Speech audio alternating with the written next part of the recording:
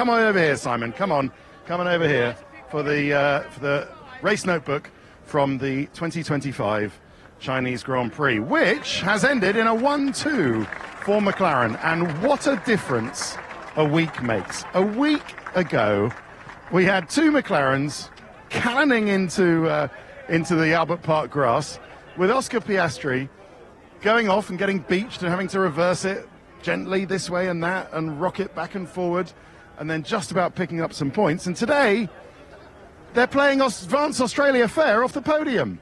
So where was the dry a week ago? Why couldn't we have the dream result of an Australian winning the Australian Grand Prix a week ago? And how much difference has it made, obviously, having a dry race, and Oscar Piastri coming here on a mission, well motivated, with the speed, ready to put his mark on this championship. Now, great drive from Lando Norris, of course. He was there, did everything right in Australia. I'm not taking anything away from him, obviously, but what a difference a week makes. And yeah, Oscar will be thinking, well, that seems a long time ago now, Albert Park. But yeah, there is Andrea Stella coming in, and you may be able to hear the cheers of the crowd behind me. We won't pan round, but I'll show you later that all the crowd are actually still here. So yeah, if you're passing by the McLaren Technology Centre in Woking on the roundabout, I imagine they've already turned the sign orange. Some of the team are wearing their McLaren celebratory hats.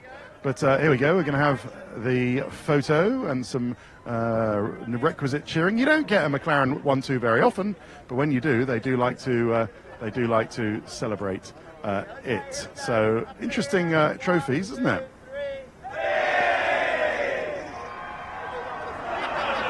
The crowd. They're all laughing at the crowd, repeating the cheer.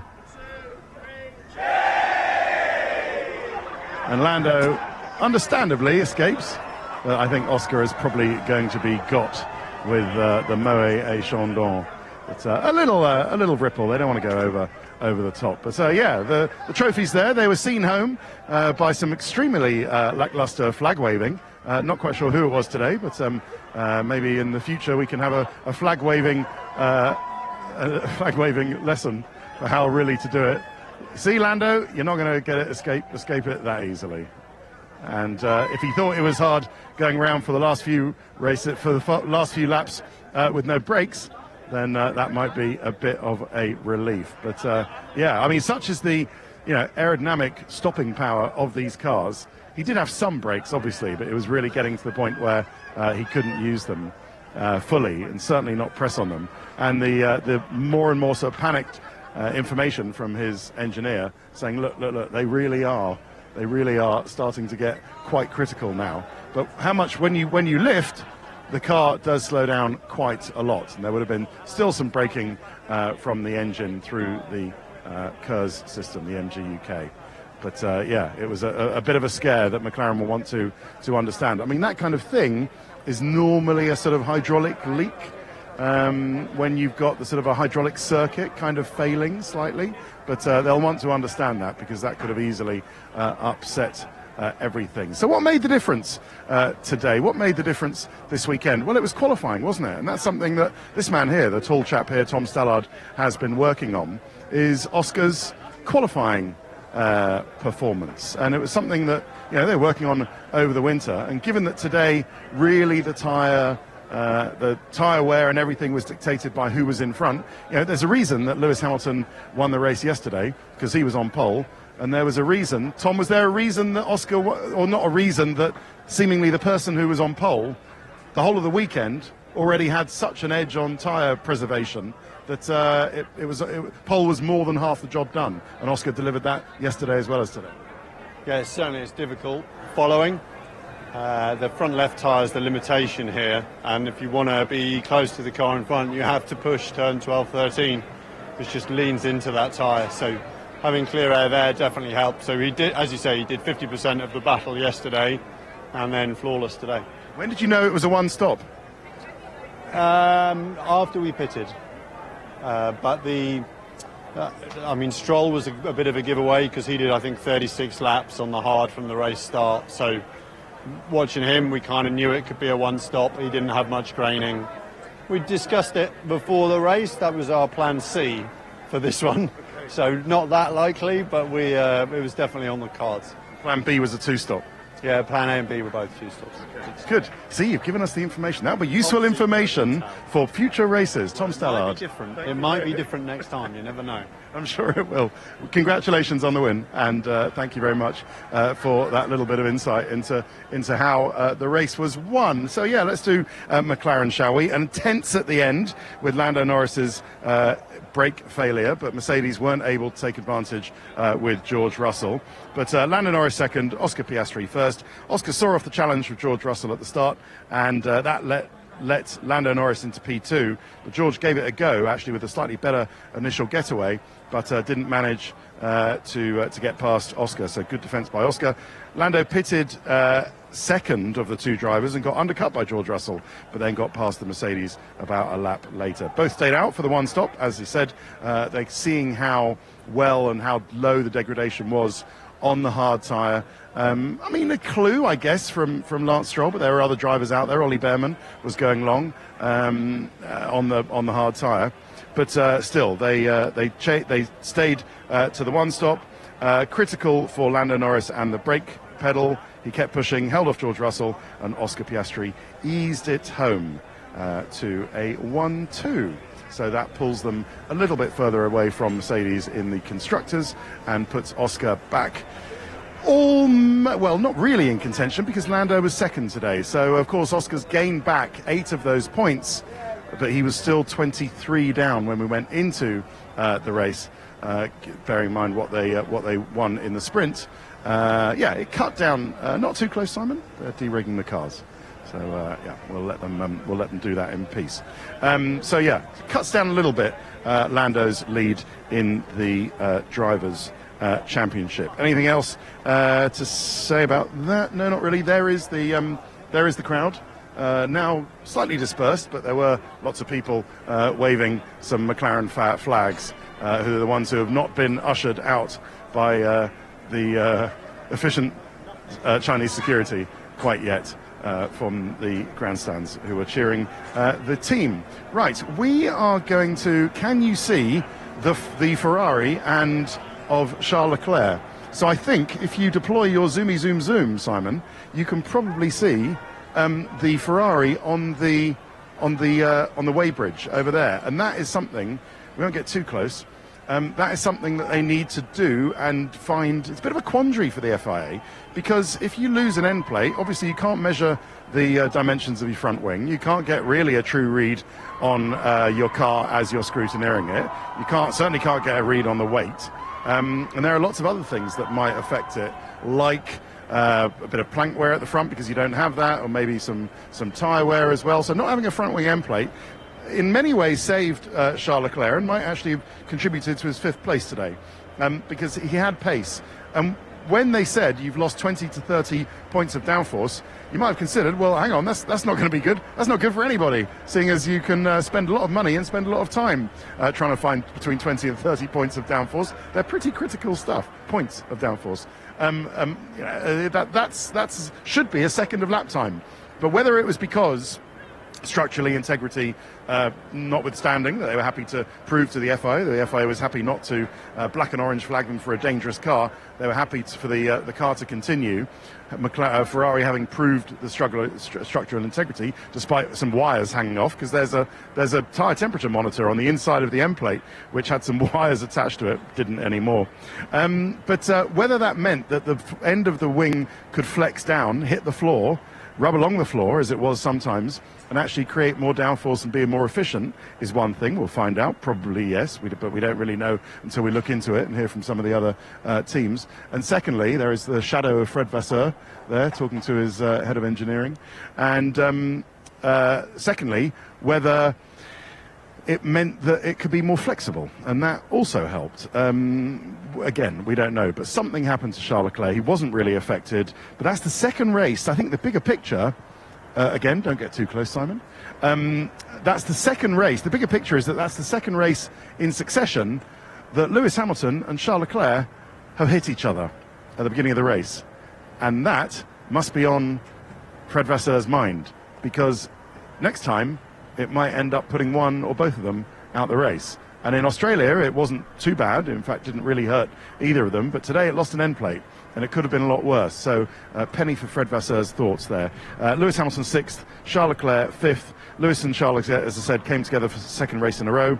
Broke Leclerc's front wing end plate, lost the downforce, was hanging off. Lewis pitted on lap 14. Leclerc was suddenly much quicker on the harder tyre, whereas Lewis really struggled, even with the extra downforce, really struggled on that tyre.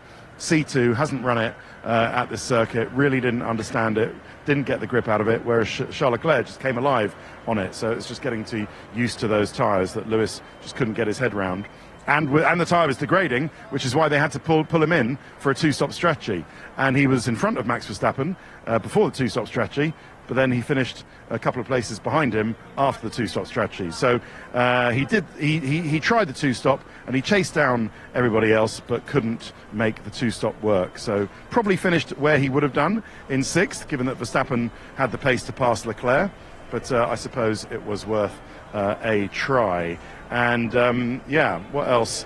I mean, listen, important weekend. Clearly Lewis Hamilton will be going back to Monaco or wherever he's going next, or maybe he's going straight to Japan, I don't know, thinking, look, I had a breakthrough this weekend, had a sprint race win, when I qualify on pole, and due to whatever circumstance, me being quicker or McLaren's making a mistake or whatever, I can and have and shown that it's possible to convert it into a win. And the Ferrari is good, but the race pace today might give him some cause for concern. What might not give him some cause for concern are the lovely knitted kind of tops that the Ferrari drivers were wearing this weekend. Did you see them? Oh, they were lovely. Even the prancing horse emblem was embroidered instead of knitted. It was not quite a crochet, Simon, but it was more of a kind of tightly knitted. Oh, they were lovely. If they bring them out as merch, I'm definitely buying one. Right, George Russell. And I had the sort of idea of Eddie Jordan in my head, thinking, George Russell, he can't even overtake Lando Norris, who hasn't got any brakes. What's wrong with George Russell? He can't even overtake Lando Norris, in a car that hasn't got any brakes. But he couldn't, unfortunately, for George, because that might have been some more points. But he was third today, and Kimi Antonelli... Sorry, was that harsh? Was that harsh of me, boys? Yeah, but come on, he can't even overtake Lando Norris, who hasn't got any brakes. All right, I know it would have been one lap longer. Anyway, I was imagining the late, great Eddie Jordan saying that, but I know, there are reasons why. Sorry, that was slightly awkward. I'll step this way. Yeah, George, a good getaway, but was squeezed by Oscar Piastri and down to P3. Undercut Lando Norris and got P2, got passed back and then really dropped for P3 by the two McLarens.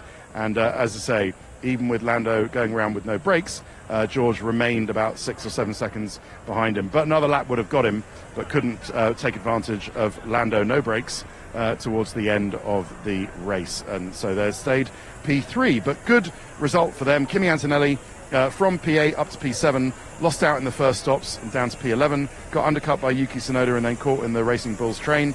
But when they disastrously stopped for a second time, and then Yuki had his own problems with front wings falling off, he moved up Kimi Antonelli but finished 3 seconds behind Esteban Ocon with a damaged floor. He had a damaged floor, did Kimi Antonelli, so that explains some of his pace. He was driver of the day, which was somewhat of a surprise to the McLaren drivers, kind of, right, what did we do wrong if he's driver of the day? And when Kimi Antonelli was told this on the team radio, you might have heard this already, Toto said, Kimi, drive the day. Antonelli, me? Toto, yeah, interesting, no? Toto, I think it's your looks, a new target group. Bono, the engineer, Toto's a real charmer, isn't he, Kimi? Toto, and obviously the looks of your race engineer as well. So that was the little back and forth. And there is a statistic that I will tell you about Mercedes today before we do Red Bull and then we take a break. So we need to move back into the paddock, but none of the teams will let us through the garage. So there's no real way, and we can't go through that exit because it's Parc Fermé. So we're kind of stuck here until I take a break. But it is the 300th Mercedes-Benz 300th podium in Formula One. It was a Mercedes 1, 2, 3 on the podium. Of course, with the McLaren Mercedes 1, 2 of Norris and Piastri and Norris and Russell. So an all Mercedes power unit 1, 2, 3 on the podium. Right, let's do Red Bull, and they're still waiting for their car, but we'll do them quickly, and then we'll take a break. Max Verstappen 4th, Liam Lawson 15th. Oi, oi, oi. Max, nightmare lap 1, even though a decent first away, but he was squeezed out, lost out in the sequence of first few corners, down to P6, behind both Ferraris, stayed there, held out, did the one stop. His engineer, GP, was beautifully frank and said, well, we don't know what's going to happen here. And I think nobody else did, but they just saw, that a one stop would work. Stayed ahead of Lewis Hamilton. Not only that, but actually closed and chased Charles Leclerc and got him for P4. So a battling drive, typical of Max Verstappen, who says that he's happy enough and having a nice enough time while he works to try and make this Red Bull RB21 a little faster. Liam Lawson, no improvement, unfortunately, for him. He said, I've got no balance in the car, nothing. These were after some big changes. They started from the pit lane after changing the suspension, which means that Liam Lawson hasn't started a Grand Prix from the starting grid in 2025. Now, I know we've only had 2 races, but Lawson started Australia from the pit lane, and he started here from the pit lane. So hopefully, fingers crossed for him, at a circuit he knows well in Suzuka, because he did Super Formula there, was one of the circuits that he knows extremely well, and a Grand Prix there. Liam Lawson can have a better weekend, because surely he needs that. As I said in the notebook yesterday, this is, he's not a bad racing driver. It's just that the difficulties of the car and his uncomfortableness with it, lack of comfort with it, is showing him up to have, well, as he says, no balance, nothing. And Max had hoped for better than the sprint, hoped to be better than he was in the sprint, and certainly did when the car came alive, and suddenly it had some balance. Right, we've done 16 or 17 minutes. Let's take a break. We will relocate quickly through a tunnel somewhere down there, and I'll tell you exactly what happened to Fernando Alonso that made him the first retiree of the Chinese Grand Prix. More notebook in a bit. Now, Freight Chat. It's just as well I don't stay in there, because this is going to Miami next. So Miami is 4 races in May. So it's got to go from here by sea, from Shanghai over the Pacific Ocean, I think maybe through the Panama Canal, or maybe it goes by road from the port of Los Angeles to Miami on the East Coast. I'm not quite sure. And then it's used for Miami and then Canada by road freight. And then it stays in the US to Vegas. There's some other freight, sea freight, that goes from here to Singapore, which is, of course, a much shorter journey. And we'll do the Singapore Grand Prix, and then we'll go from Singapore to do Qatar and Abu Dhabi at the end of the year. I love Sea Freight Chat, and I hope you do too. Right, Aston Martin, interesting, isn't it? One day we'll do a feature on it. I know I keep saying that. Aston Martin, and it was Fernando's rear brakes, actually, that were getting too hot, and that kind of cooked the whole system. Even though, as Lando Norris will attest today, it's the front brakes that do most of the work. It was actually Fernando Alonso's rear brakes that overheated, and he could say that they were being warned of hot brakes, and he was told to come in after just 4 laps. And he was the first, did not finish of the race, and a real shame, because Fernando might have picked up a point or so. Lance Stroll was only 8 seconds off a point, and started on the hard tyre, which, as we've already heard from Tom Stallard, gave everybody a clue that it was quite good. But when you're only going to do a one stop, starting on the hard, and you don't do more than half the race on it, even though Lance did a decent stint. Lance did do more than half the race on it, because he did 20 laps on his medium tyre at the end. But all he could do was P12. And I've got to say, the team that used to be Jordan, it was a particularly moving tribute to Eddie Jordan before the drivers' parade. All the team principals and drivers were out on the start-finish line. All the other teams were standing, sort of guard of honour in front of their garages, and they played out the Bono tribute, or the tribute voiced by Bono, it played out with or without you, and it was it was impeccably observed, and would have been. I think the old boy, I think Ege would have liked it, even though he would have then said, "Come on, let's get racing." Which we later did, of course. That's Aston Martin. Alpine, Pierre Gasly, P11, and Jack Doohan, P16. Great start from Gasly, up P4 to P12. Pulled the trigger on the stops, and then... don't know what that message is coming through. Oh, Gasly has been summoned for being underweight. Oh, dear. and Leclerc. Well, Leclerc obviously would be underweight because he doesn't have a front wing end plate. But even with that, that might be bad news for Leclerc. It might be particularly bad news for Pierre Gasly. So thank you for that message in me ears. Great start from Gasly, up to P12, pulled the trigger on the stops, and that meant on lap 11, and then that meant to, as everybody kind of switched to the one stop, meant that he had to stay on those tyres to the end of the race. So they were 46 laps old. Is that an excuse for being underweight at the end of the race because he didn't have much tyre left, because he'd run them for 46 laps, more than anybody, Gasly? Probably not, but they'll give it a go. Will Alpine, but George Russell tried that in Spa last year, and look how that turned out for him. Spoiler alert, it didn't. He got disqualified. So, yeah, that's not going to work out well, I predict, for Pierre Gasly. Jack Doohan ran okay in P14, but then took a 10-second time penalty after clunking into with a battle with Isaac Hadjar, dropped to P16, still no points for Alpine. And still no points for Jack Doohan. Obviously, they need a solution to the flexi wings fix that they've had to put on their rear wings, because clearly it's affected them. Having said that, Haas F1 had to change their rear wings, and it seems that has made their car better, because it's been night and day, and what a difference a week makes for Haas F1 as well as McLaren, because they scored points with both cars today. Esteban Ocon P7, Ollie Behrman P10. Ollie Behrman was a hard tyre starter. Good start up to 2 places. Good 2 for Esteban Ocon, was running P10. Then Ocon pitted on lap 12. Ollie Behrman pitted on lap 27, having started on the hard tyre. And the information from Ollie Behrman's stint really convinced them that Ocon could do 46 laps on one set of hard tyres, which is how it turned out, and how Ocon, once the Racing Bulls came in for a second stop, Haas took advantage. So great strategy, and even with the car was a beast today, even with some slightly compromised qualifying positions, especially for Behrman. He managed to score his first point as a full-time Formula One driver, even though he scored plenty of points before. Racing Bulls, it will be concerning for them that they broke a front wing with Yuki Tsunoda, who finished last. And at least Isaac Hadjar started a race, but lost 2 places at the start. Yuki stopped on lap 12 and stayed ahead of Pierre Gasly. Isaac chased down Kimi Antonelli. Hadjar pitted again, and then Yuki pitted again on laps 34 and 36. But Yuki's front wing broke, and he had to come in for another stop. And that meant that Yuki finished last and Hadjar finished 14th. But you never know, they might gain some positions if indeed Gasly does get disqualified. Good day for Williams, because they've scored some points. So 2 points for Alex Albon. But the more concern is about Carlos Sainz. Lovely Carlos Sainz is having a really torrid time at the moment, because at the end of the race, he was congratulated sort of by his engineer, saying the usual things, we'll get better next race, and I know you've got the pace in you. And Carlos's response was, it's really difficult, I'm faster than this. There's lots of work to do still. I'm faster than this, and that is true. So something's not going right with the Carlos Sainz Williams move at the moment. They weren't sure if they'd done enough to cure the tyre wear, but they probably had with Alex Albon. Sainz was up 1 early on, pitted on lap 18. Then past Gasly.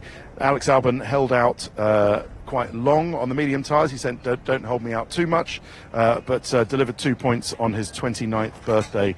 Well done for him. I like the way Carlos Sainz calls James Vowles JV. Is that what we're going to be? Is he like Jenson Button? He's now going to be, or Eddie Jordan? Is he just going to be known as JB and EJ and JV now? JV, all right, JV? Does he want to be called JV? I don't know, but that's seemingly what they're calling it. But Alex Albon on his birthday, happy birthday to him, hasn't been well all week, by the way. And finally, Nico Hülkenberg with a damaged car. Looks like he damaged the car by himself over a curb on the first lap, but really had compromised pace ever since after that. Gabriel Bortoleto finished P17, Hülkenberg P18, and Bortoleto pitted on lap 2 after going off and getting gravel on his tyres, and then pitted again after that. So it was a net 2-stopper, but effectively only a 1-stopper. But on fresher tyres towards the end, Bortoleto overtook Hülkenberg, because Hülkenberg was really suffering with the damaged car and was slow because of that. Right, couple of trailers for you. Is that JB over there? No, that's someone from Mercedes. Couple of trailers for you. McLaren finished 1-2 today, but they are 1-2 on the grid for the Indy race at Thermal, California. Great name for a racetrack. It is a place. It's near Coachella.